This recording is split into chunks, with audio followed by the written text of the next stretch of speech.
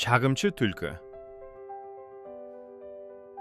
Токойдо жашаган түлкү, аю, арстан, карышкыр дос болушуптур. Ким эмне тапса, ортого коюп жечү экен. Таап келген тамактарды түлкү бөлүштүрүп берчү. Баары түлкүнү элпек, жароокер деп макташчу.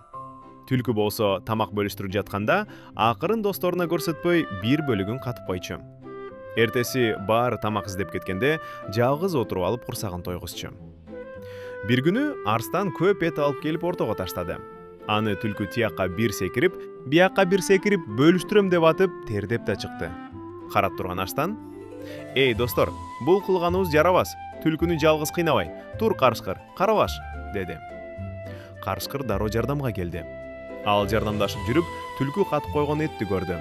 Муну байкаган түлкү карышкырды акырын эшикке чакырып, анан шолоктоп ыйлай баштады.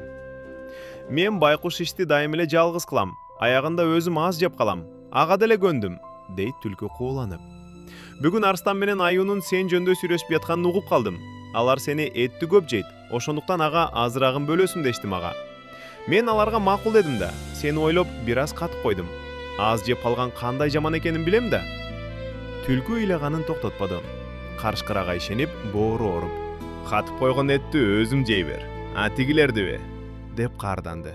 "Ой, карышкыр, аларга унчукпа. Ортодогу ынтымакты бузба. Достугубуз бузулбасын деп мен деле канчадан бери чыдап келатам", дейт түлкү жалооруй. Карышкыр унчукпай калат. Дагы бир күнү карышкыр олжолуу келет. Адатынча түлкү нары секирип, бери секирип этти бөлө баштайт.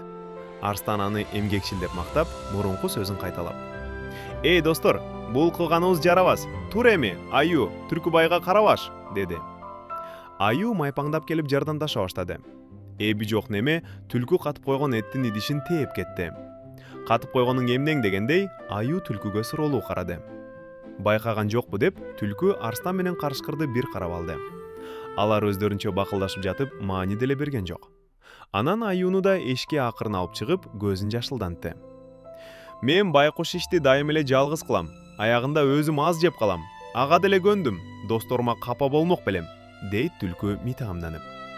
"Бүгүн арстан менен карышкыр сага этти аз көлгүн деп мени мажбурлашты. Бизге караганда тамакты көп жеп жатат.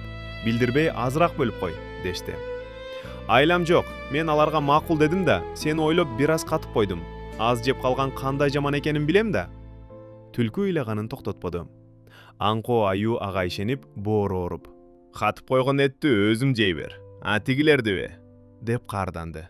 "Ой, аю дос, сен аларга унчукпа. Ортодогу ынтымакты бузба.